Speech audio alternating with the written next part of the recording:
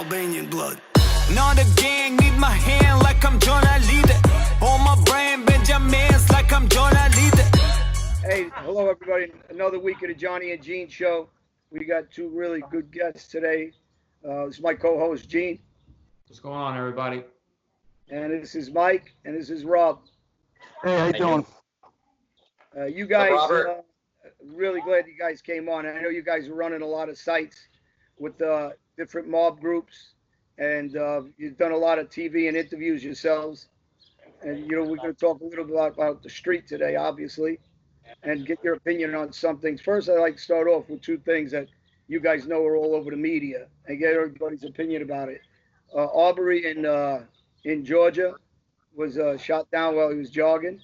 And just recently, Floyd was killed by some shitty cops. So what's everybody's take on it? You know, Gene, Rob, Mike, let's get opinions of what people are thinking in the street. My take on it is, yeah, those cops went wrong. Absolutely. There was no need. That kid they was telling the guy to get up without getting off his neck. You know what I'm saying? Like the way cops do that. They were literally leaning on the guy's neck for 8 minutes. Yeah, you know? I don't know. That was unnecessary. Yeah, I don't know why he did that. I don't even know why did he even stop the guy? What was the reason? Counterfeit bill. He used a counterfeit bill in the store.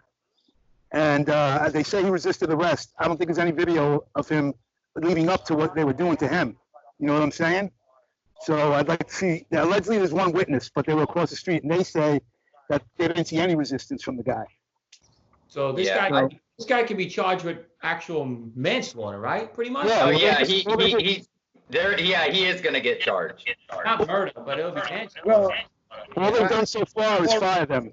Charged. Yeah, no, they said they're definitely going to bring a charge on the guy who had the knee on his neck. Right now there's a lot of rioting going on there. Yes.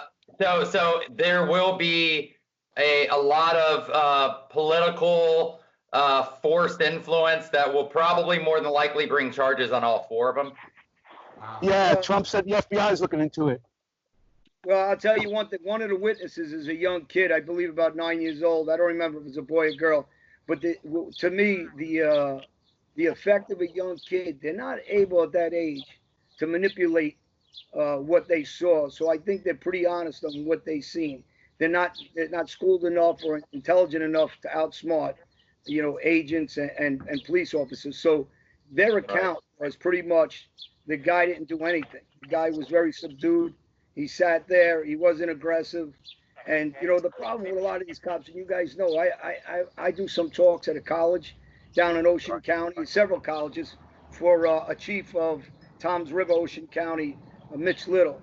And the guy is just a gentleman. And I think a lot of times the guys that are training these guys, if they're gentlemen like Mitch is, and chief of police, and he's a respectable guy, and he's respected as a chief, because he's a gentleman, soft-spoken, and teaches the guys coming out of his academy and the guys that work under him. And I think most of that force you don't hear nothing bad about because of who's the guy up front teaching them and following him. I mean, what's your opinion on the guys that are really training these guys? That's the thing. Yeah, I don't think there's enough funding going into the training at all these days, you know? And that's especially here in New York, too. You got to admit, they pay them nothing to start out, you know? And now de Blasio is talking about cutting the funding even further, like you mentioned the other day. And that has a lot that goes into it a lot. Plus, these guys are demonized from no matter what, the cops, no matter what, any action they take. You know? I honestly think the problem is also political, because when you get an environment from the left who is very anti-law enforcement, you know, you see up in New York a little while back where these people were openly throwing water balloons and hitting the cops, and de Blasio said, we're not gonna protect the cops, you know, the cops can't do anything. So they're really put in a very compromised position too, you know. He's the worst mayor of all time. I can't stand him. Absolutely. Right. I cannot stand him. Yeah, but he does not give a shit about the police at all. But I personally can't stand him. Right. Well, you wouldn't catch me living in New York. Well, I think one of the problems, I mean, Minnesota's a Democratic governor, but I think one of the problems is this. You got, just like the street or the mob, you got 98% of these guys are good guys. You got 2%, well, in the police, not in a mob. 98% the opposite way in a mob. But 90% of the police do a good job. And the problem is the 2% that do this shit and are racist and they're extremists with a badge on, and they're the kids that got picked on in school, I think. So Absolutely. they try to take advantage of that badge. And then for the cops that are trying to do their job the right way, they get the flag back from the rest of the people in society. Because, and I don't know why they're not understanding this in their training. And other cops should get on these guys because the effect goes on to them. Because every time you abuse with the Georgia situation, that guy was already a retired law enforcement officer, so he wasn't even active. Yeah. Right. He was. Yeah, that was just basically like, you know, the thing where they look out for each other, the retired cops. The situation in Georgia was different, you know. Well, let me tell you something. And here's one of the problems, you know, because politically the government always bring it into color and race, and it doesn't matter. It's a life. It doesn't matter what color he is. Why are they treating him like that? Why are they taking a life like that life don't matter? I mean, why is that? You know, you watch the cop, he's got his hand in his pocket and he's sitting on his neck. I mean, you know, what the hell is that? And why are those other idiot cops watching him sit there with his knee on his neck like that? Now, if you reverse that and you put that guy in a cell with that cop that did that, let's see how tough he would have been with him. I mean, so now, did they have video? Was the guy resisting arrest? That's the thing. There's no video leading up to that. I didn't see anybody resisting there at all.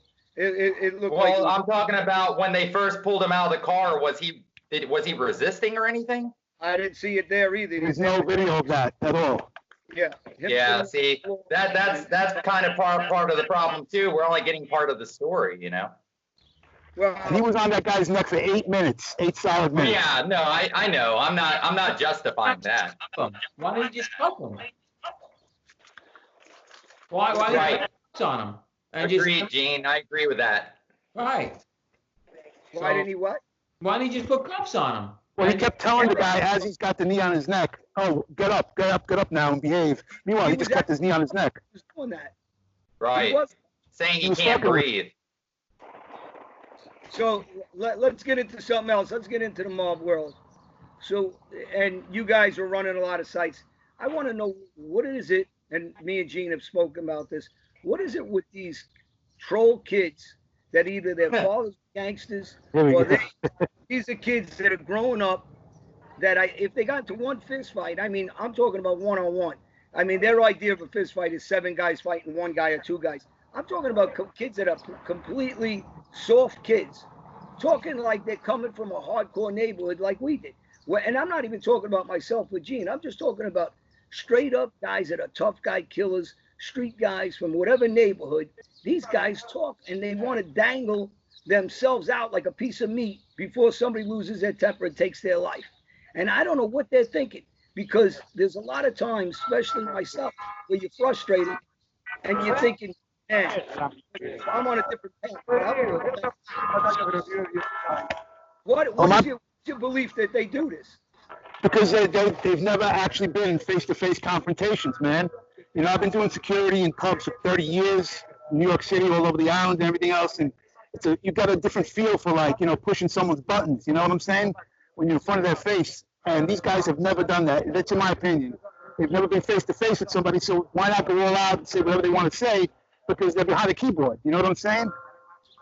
They never look anyone in the eye and say what they got to say like that. Well, I think part of it, too, is that everybody thinks that they're an expert on a topic. And the thing is, what I get are people attacking me from what my guests are saying, but my guests lived it. You guys have lived it. And everybody that I've interviewed has lived it. These people are just reading some rehashed, you know, blog somewhere, and they take it as truth. And, but these you know, kids going to school since they're little babies in private little institutes. Their mom's walking them to school till they're 15. They're parting their hair on the side, and then they graduate to a big party for them. They buy them a new car. They live somewhere on the water, or they live somewhere in a mansion, and they talk like complete imbeciles with guys like in the neighborhoods. Let's say it's whether it's Crenshaw in LA, it's Chicago in the inner cities, it's Camden County here in Jersey, It's Manhattan, Lower East Side. It's the South End of Jamaica. These guys don't even know what it is. I'm going to explain to you. See, the thing with me and you, we don't hide. So it makes them look weak. You got to understand that. See, this is why they do what they do. They're not going to physically do anything just because they're clowns. We know that. But half of them never shot a water pistol. You know that. So, like, at the end of the day, me and you are out in the public. We don't care. We go to our own neighborhood. So it makes them look weaker than they already are. So they have to do something. So let's go make a fake Instagram. Let's do that. And it makes them actually look weaker doing that. They're not realizing it. Mike and Rob. Yeah, they got to double down on talking shit on the, on the internet. Well, Mike, you guys are running a lot of sites. Right? So, guys like Mike and Rob, you guys are you're a media journalist. You're running a lot of sites. What I think you guys should start doing is, and I'm not talking about the kids. I'm talking about the fathers that were gangsters because their father's father were gangsters. So they gave them the position like working at 7-Eleven. You're automatically the manager. So I think you guys should start looking into what did their fathers do? Like recently we just brought up Ronnie Giorlenzo because Gene worked for him. What did he ever do? He never did anything. We know that. So I want to go through each guy like him to show, matter of fact, let me use this as a subject now that I brought up Ronnie G. Do you know his sister got knocked out? His sister Judy got knocked out by a guy from Howard Beach that was a street guy, tough guy, and I won't say his name. And you know what Ronnie G did? Nothing. I mean, wow. Somebody put their hands on my sister, actually, they did. And he happened to be a cop's son, and I shot the shit out of him in front of John Gotti's mother's house. I don't care where I was. They put their hands on somebody in my family. I'm going to kill him or try to kill him. Now, these guys, this is a captain in a mob whose sister gets knocked the fuck out. Now, why didn't he do anything, Gene? You know him. Well, the funny thing is that the last time she was disrespected in 2011, they had me go Billy Club a guy from. Now, I don't know. Basically, Ronnie G don't probably have nobody to do it, and he's not going to do it himself. So that's why. And the guy that did it to him is a stone cold killer. So nobody's going to fuck with that guy. He's no slouch. So, they know the guy is no punk. They'll prey on a guy that, is a punk, and then they'll try to act tough on him. But because this guy is a known, treacherous, notorious gangster from back in the day, they're not going to fuck with him. You know what I'm saying? He's going to do what he wants. He's going to abuse them like we did. It's the same thing. But but it also shows that Ronnie, the lack of respect that people have for Ronnie, showing that moment of weakness, right? So if a guy is going to cross that line to say, hey, I can hit his sister without repercussions, then what kind of message does that send for the position that he has? You know what I mean? So Robert, let me ask you, Robert, why would you care what title somebody gives him? What does it matter what that stupid title is if he doesn't really have the capability to live with it? It means absolutely nothing. He's only as good as the guys beneath him who'll do his dirty work for him. Like you were saying, Gene, right? Like if he ain't got nobody to do it for him, what's he gonna do? And once word of that gets out, it's like anywhere, man. Like that's it. He's soft. Bro, right. It's like a laughing stock right now. He don't have nobody. The only threat they had was me. The other guy, Pudgy, he's a bitch. He never been in a fight. You know what I'm saying? You got guys in his crew that never did nothing. So it's like, what's the threat? Oh, I'm a captain? Who gives a fuck? What's gonna happen to me? He ain't doing nothing. So it's like, who cares? You know what I'm saying? That's the whole thing. We're gonna have a guy on the Latin that abused Ronnie G in prison. He's coming on in the next week or so. And we also gonna find the guy that shot at Ronnie G and he did nothing but run home. Yeah. So, and there's one other incident when he got hit with a glass and stabbed in the throat. And again, he didn't do anything. This is just one of many. I talk about Pete Gotti because I like Pete Gotti. Unfortunately, he's one of the guys I was going to kill because he was a Gotti at the time they asked me to kill him. But this is a guy that never used a gun either. So what makes people want to respect these guys that really aren't street guys at all? It's just nepotism, man. It seems like that's what it evolved into the last 20 years. It's like you're related to somebody, you knew somebody, and that's how you work your way up and get made. It's not like back in the day, it seems like everyone had to prove themselves to even be considered, You had to work in back then. You didn't have to. And I was putting work in because I wanted, I was violent. So these guys weren't putting no work in. So I'm the only one in my area doing anything. These guys are doing nothing. I ain't gonna fight. So it's like, there's nothing there no more. It's a joke now. Bro, it's a joke. Right. Well, and two, the old school, you had guys that were made and carried power that would get their hands dirty. A guy like Anthony Casso had immense power, but he would still pull a trigger. He would still fight somebody. He would still But torture then somebody. when you get somebody like John Gotti Jr. or and I'm not just pinpointing him, but anybody like that, they're going to have guys who handle their dirty work for them. They don't even have to get their hands dirty, and they're they don't have to be capable because they have capable people around them. Hey, Mike, if you add up a guy like Michael Francis or John Gotti Jr. and you add up all their crimes, right? Add them up what they've done to themselves. It's nothing. I did more crime in 2 months than they did in their whole lives. So how could you sit there and say these guys are capo regimes or whatever they want to call themselves? I don't understand that. It's like they didn't do anything. So why are they there? Because of their fathers. Nepotism, man. You killed the mob. Right. Well, Roberto, do you think they're no more than a white-collar criminal these days? Is that what? Yeah, absolutely. It's all stock fraud and shit like that. Where you never have to, you don't commit any violent acts, and that's what everything used to be based on. Every guy who worked his way up back in the day, if you look at his rap sheet, at the beginning they were doing street shit, robberies, this and that, whatever, robbing drug deals, all that shit. But then now they're just, what are they doing? Like their first crime is like running a fucking boiler room for the, Wall Street. Hey, Rob, you said that, that. robberies. Because they have a problem with robbing. Now, I always thought that the mafia came up with robberies. Everybody's always complaining that, I robbed, I did this, I did that. Isn't the mafia built on robbing? I mean, I don't understand. They keep telling me that I'm this bad guy for doing stick-ups and on robberies on bad guys, but that's how you come up. That's fucking insane that they say that now, because it's like, that's because they're stepping right. Because if you grow up with your father's connected or your uncle or whatever it is, it's like you never have to go through that phase, right? So no one ever gets tested. Right, they keep. Well, not only that, I thought the mob made immense amount of money off of hijackings and everything, and they always did hijacking. Right, Mike, they keep complaining about that I robbed this guy, Bam, like, it's so messed up. He's a fucking mob guy. He had a lot of money in his house. You're a fucking mafia guy. Why'd you call the police on me? You're a mafia guy. Get over it, bro. Well, they called the cops on you, huh? That's fucking crazy. He called the fucking police on me. Like, come on, bro, you're a mafia guy. Put money on my head. The mafia of the 21st century. Hey, Gene, wasn't there a guy who made guy with you guys, John Regano? Is that his name? Yeah, Bazoo. Yeah. Then he accused Ronnie G of calling the cops on him, setting him up on a score. Yeah. What is the story with? Wait, and it was on Wyatt that Bazoo was talking bad about him, and he had me shut down Bazoo's half sheet when Bazoo had no money when he got locked up. And I'm like, Ron, you want to do this to him? He's like, yeah, fuck him. He was talking bad about me on wiretaps. So I had me shut down his only earn that he had, and the guy just got locked up. This is the kind of douchebag that he is. And that's what I'm saying. Like, they don't know the kind of muck that he is. So this is a supposed captain in the Bonanno family that 3 times now he's been accused and was told people to call the police on other people. Right? Wow. How do you guys look at that, Mike? How do you look at that?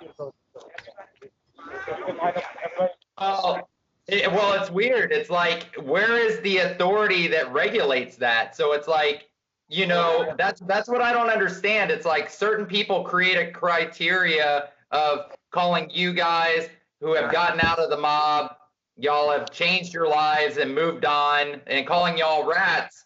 But then there's this criteria of people that are like dry snitching or snitching in that way, and they're not being held accountable. So where is the cutoff?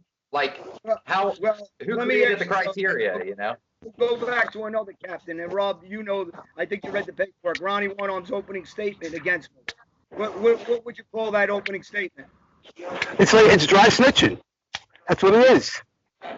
So you're going in open court and you're talking about pointing at me the whole time. So you're a rat. I mean, the whole time. That's why nobody was supposed to accept the plea, because if you pled guilty to a crime, that meant anyone who was charged along with you were basically saying they were in on it too. They did it too. Right. So even though you were doing it pleading for yourself, you technically were involving other people. So what is that? It's snitching. Pretty much. I mean, how could you not call it that? I think they're getting accustomed to changing the rules as it suits them because they're not real street guys anymore. I think that's the key of all this. You're getting guys that never did anything. Right. And they're teaching their kids, I think, in something that's not true about themselves. That they're just complete frauds. They're not old-time gangsters like Fat Andy Ruggiano or Luciano or Gas Pipe or any of these guys who were wild, the Musso gangster. I mean, but the rest of these guys are complete clowns. Hey, well, what's the point of it? What's the point in having a protocol? What's the point of having parameters if you're not going to stay within the parameters, why even be involved in that? Why not just get out of Yeah, it? you might as well be freelance. What are you kicking money up for if everyone's just going to turn on each other Exactly. last minute? Exactly. You know what I want to Right, ask you both? I want to ask you both an opinion. How is it that these guys say that they're not rats or cooperators because they sat with the feds but nobody got in trouble? Can you explain? Oh no, that to me is the most fucking John Gotti statement where nobody got hurt. I'm just like, Capo regime or whatever the fuck you call yourselves. You're doing profits. You're a rat. That's it. Like, we cooperate, I understand that, but like, you can't sit there and say you didn't cooperate because no one got locked up. You tried. Right. It's the same Well, thing. look, I'll say one thing. When Roberto and I were talking the other night, and I was talking to him about this, is there's an FBI agent that I'm friends with, or a retired FBI agent who was on the Gambino Crime Task Force, and he and I were talking one time, and he said if an individual, you know, such as like a John Gotti Jr., sat down with the federal government and gave a proffer session, gave a 302, no one would know how many 302s they actually ever gave. Because if he gave 302s on people who are actively being investigated or are actively on the street and can potentially build a case on them later, those 302s are going to be held close to the chest. So those wouldn't even be public information. I'm not saying he did, but the potential is there that he could have given 15 302s. He could have given 20 302s. Yeah, No John, one you would were ever saying know. that Junior might have was potentially CI for years before that he actually sat down with the feds, right?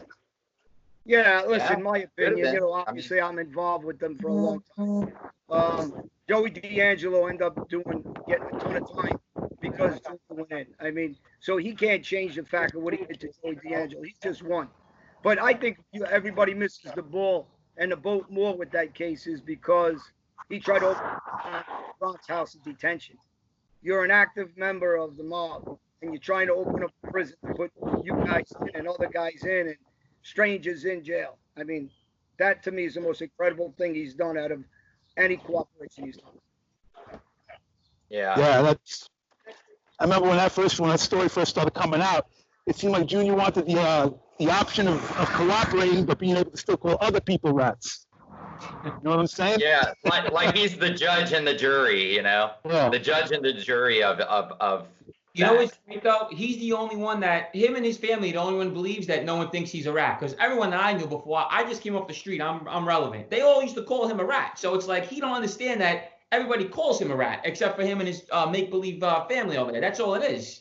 So it's Well, here's something else to point out. If he wasn't a rat, at least deemed by mafia standards, he wouldn't be shelved. He would never be able to go back to the mob. He's shelved. He quit. Shelved for a reason. He quit. Yeah, you know. Yeah, he quit. Oh, he quit.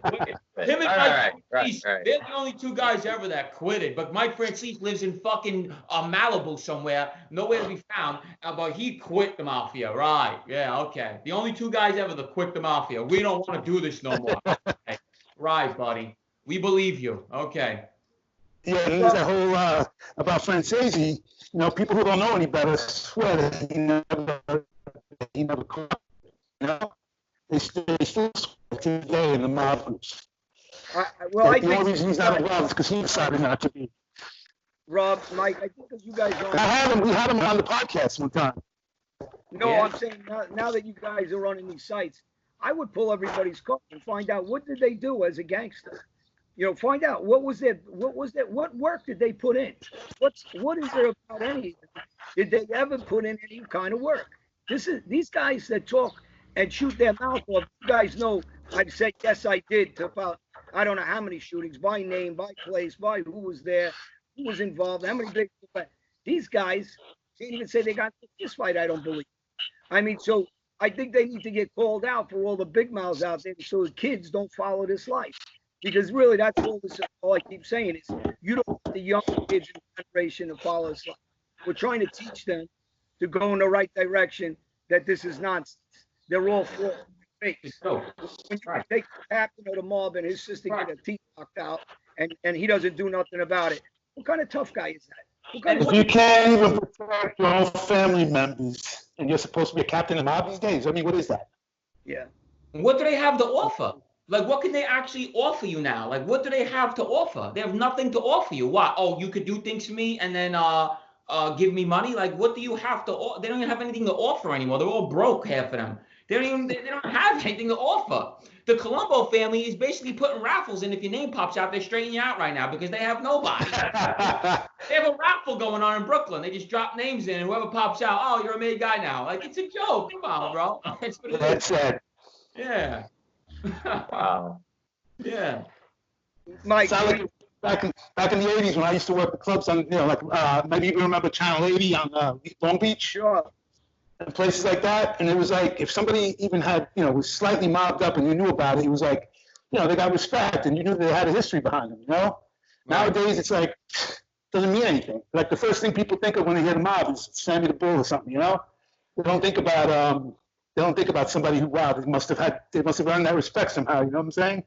Yeah. Yeah. It's almost like, or if you hear somebody's mobbed up now, you almost think, what a chump. You know what I mean? Yeah, he couldn't go to college. He couldn't get a scholarship or something. Well, the only throwback guy from on the era really around is Gene. I mean, in my year, everybody was killing everybody. Everybody was shooting everybody. So when you hear your a lot time of was these young different. kids, when I hear these young kids talk, they have no idea what could happen to them with their big mouth. If the wrong guy is in a wrong mood and he runs into him, because that capability never goes away, obviously. When you're like that, it's nothing to take their life. I heard a kid in Liverpool that just came home, the G brothers, one of the brothers, real tough kid. His brother and him been in jail since they're 10, 11 years old. If somebody looks him up, I'm trying to get him to come on the show. And he talks about his biggest problem is restraining himself from going to hurt and kill guys that talk way out of school and out of line. And you're talking about a kid that was inbred and grew up in prisons since he's a child. And, when he says it, he says the same thing. I don't know what's wrong with these guys. If they catch me in the wrong day, in a wrong mood, I'm going to take their life. I don't know. Does he think they're going to get a fair one out of me? Or do they understand I will chop them up if I'm in a bad mood that day? And unfortunately for me, if I am, I'm going to lose my life to prison again. So I just don't understand why they test the waters and they dangle, like it's like pointing and keep pricking at a wild animal. I'm not sure why, it's from drinking, it's from using drugs, and it's too much TV, watching movies and TV, man. They don't think about the repercussions because there never was any for them. I've seen so many guys that over the years that I've killed or hurt prior to me changing my life that just thought they'd never be the victim, and I made them the victim, and it's too late once they're the victim. And they just don't understand. It's just that first day you catch them, what you're going to do to them. I don't think they got it in their worst nightmare could they understand what we're capable of doing when we live the life that we lived. Somebody recently just talked about Joe Watts like an idiot when I was doing a show. And this is one of the most serious guys in the mob, one of the most prestigious guys in the mob, actually, by name and title. And they said he's not Italian. I mean, they say the dumbest thing. as if that makes him soft, right? Anyone who's in New York knows better than that. That's coming from the Jewish Don. You know who that's coming from. That's coming from the Jewish Don. Yeah. Right. He's a serious guy. The Jew Don. He's running Jersey now. You been here? Yeah. They said puzzle pop. They straightened them out. You go to I can take it. No, I think honestly, John, I think these people read too much of what everyone's saying. And the problem is it's almost like they're testing guys like y'all and daring y'all to do something because they don't think you will. And then if you do, then like you said, it's too late. But they're reading stuff that they think is is the truth, and it's not. I mean, like yourself, a guy like Joe Watts, Gene, more modern. You guys are all serious guys. There's no doubt about it. But these people obviously believe what they read, and it's almost like they're trying to test you. And it's a test for you guys every day because y'all can't resort to that. Yeah, I think it has to be tough for you, John. I was talking to Mike the other night about that time when I saw a video of Casparosa trying to get in your face with a phone, taping you coming out of it was a courthouse, I think, or something. It was a building. And he kept backing up as you got closer to him. And it was just funny to watch. It's like, what does this guy think he's doing? I mean, well, Rob, do you really think you're that scared? You know what the thing is? He's trying to get my goat, but he doesn't understand. If I lose that battle, he's going to lose his life. He thinks I'm just going to beat him up. I don't know. I think he doesn't understand us, because he doesn't understand at the end of it, I'm going to finish it. So once I do it, my life's at a point where it doesn't matter if I hurt somebody or kill somebody. And, my life's in a different direction. But what happens if I was just in a crazy mood that day and I just snapped and I go back to who I used to be? He doesn't realize what kind of beating he's going to get before he gets killed. I mean, he's too stupid. And it's going to make him feel better that you got arrested after you beat him to death. I say it all the time when, I say about girls that, go out and they jog in the park and this and that, and there's cameras everywhere. What does it matter if they get raped or killed and the guy gets caught? The damage is done to you. So you got to use your head prior to that. You got to be proactive and don't jog in a park. Don't go someplace that's dangerous because, they're going to get caught. Just recently, there was a video, we talked about it. A kid shot a kid in the head. And right after he shot the kid, I said, he might as well shot himself. He's on video. He's just it's like killing yourself anyway. Why don't they catch that part of it? They're not getting it. Yeah, the guy who got shot is dead. They don't, so what? Like you said, they caught him. But that ain't going to make you feel any better when you're 6 feet under. Hey, Mike, I wanted to ask you something, and Rob. What I understand is like nowadays, modern day mafia guys are coming out of jail, they're getting shelved a lot, right? Why would somebody let somebody shelf them in this era when the guy shelving them probably is a clown himself? So why am I gonna if I'm with somebody and he goes, oh, you're shelved, I'll tell him, go fuck yourself. You ain't shelving shit. Why is that these guys are even respecting this still when there's like nothing there? How are guys getting shelved and allowing themselves to be shelved? They just shelved. Like the two banana guys that got shelved recently, right? A whole other guys that did. But I'm saying, like, how is it that they keep allowing these people to shelf them when they're piss-ons themselves? Why are they allowing it like it's still like something? Can you explain that? Like, what do you do? Is it just a goal of the mob? That goes back to what Roberto was saying, because it's like in this day and age, why would you not just be a freelance guy and do whatever you're going to do if you're going to be a part of that life and not kick up to somebody higher up? If that's what it's all about anyway, Nobody's getting killed. It's not like they can't enforce it. They can't enforce it. So why would you go by it? What are you going to do? You're not going to shoot me. You're not going to do nothing. So what? I just can't report to you no more? Go fuck yourself. Like, who cares? It's just fucking jokes. It's just funny to me. I don't know. Oh, I can't report no more. I'll tell you guys a quick story. So there's a guy that stayed with me since he's a kid. He couldn't pay a $5,000 loan. His name was Keith Pellegrino. Neighborhood guy, Ozone Park. Hung around some guys that were hung around me his whole life. Afterwards, he hung around a couple of guys. One of them cooperated. Tough guy, though. And it's just one of his partners. So in 1988, I used Keith Pellegrino's car to shoot the cop's son. When the police went to see him in 88, he gave me up. He said that I had his car. So you're at it, is what I'm getting at. Right prior to that, I shot a guy, Mike Lavigny, in the chest in protocols. Keith was with me. He actually had the gun. And I said, Keith, give me the gun. Now, instead of Keith shooting the guy, Keith hands me the gun. I shoot the guy in the chest. The guy lives, actually testifies in the Tampa trial 25 years later. So this same guy that never did anything, who I tied up, and I had him rob his best friend. And he cried and whatever. He's out in the street running. He did about 6 months, by the way. And every one of us were involved in murders. Every one of us that he stayed with were involved in murders, armed robberies. Everybody went to jail 15 years, 20 years, 30 years. This guy never went to jail more than, I think it was 4 months in a camp at the time. Now, he's an informant. I just told you he gave it. I'd love to get him to come on the show and tell us how he's not an informant, because he's been out running his mouth about guys he can't talk to because he's around another guy in the Bonanno family. Now, I don't know what idiot has the guy around, because the guy, obviously every guy around, one of his partners got life. The other one cooperated and is a tough guy, legitimate tough guy. And he still stays with him a little bit, involved with him in business. He has his family staying at the guy's house. But yet you want to badmouth the guy when he's not around. And you want to badmouth me. And I'm the guy that babysat you your whole life, too. So this is a guy, actually, Junior hated the guy. Got it. Growing up, he used to abuse him. Junior used to abuse the guy. So when you got a guy talking like this that never did anything, and he happened to be with me also when I robbed Tommy Karate's drug house. He was my driver. He was so scared, he wouldn't even wait on the same block. He waited 2 blocks away because he was so, but yet he's running his mouth. And I like his kids. One of his kids is my godchild. And but why do they talk that way? These are guys that never did nothing, completely nothing, a complete fraud. And I could go into 100 stories. He got into a fight in Atlantic City with one of Nicky Scarfo's guys. He wouldn't fight. He brought up my name. And the guy told him, what are you bringing up John's name for? He's not sleeping with my girlfriend. You are. What are you calling? You know, what are you telling me you're around him for? And he actually ran.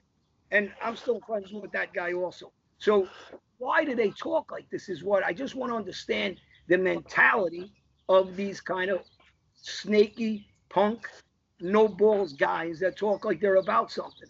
Because I'll tell you why. Because it's not proven he's a cooperator, so they could hide behind that. See, when at least you ain't got as bad as me. Well, I'd love to have him on the show. Let's get him on the show. We're going to invite him. You think he's going to come on? You think he would actually come on?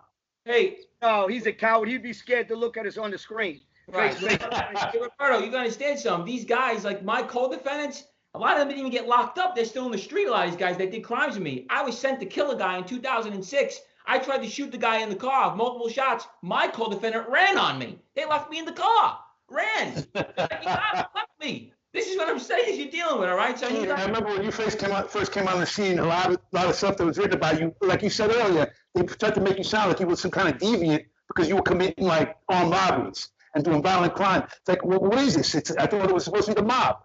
What are you supposed to stop trying? No, they're getting pinned now for the Boy Scouts, these guys. I mean, that's what I said. We got to hand out water pistols because you know they ain't shooting nothing else. Right. You know, when everybody didn't know who was shooting who because there was so many guys getting shot. Right. You know, so this era. It's almost like everybody wants the prestige of the name and the title, but the actions, it doesn't make sense. But Mike, Gene can tell everybody, Gene, you want to go to the schoolyard this week?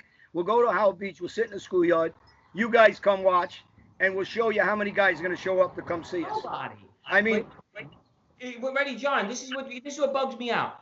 How do they rule it that it's okay if the mob orders you to do it? It's not a low-life crime. But if you do it for yourself, then it's a low-life crime. So it's like it doesn't make any sense. Like, because I was sent to rob Bam by Bonanno guys, but he didn't know that. So he just basically, oh, I'm a thug, I'm this, I'm that. Meanwhile, his own people robbed him. So it's like it doesn't make any sense. What defines it being a thug crime or a mafia crime? It's because I did a robbery, a funeral by myself, so I'm no good. But when they tell me to do it or shoot or kill someone, it's okay. It's not a low-life crime.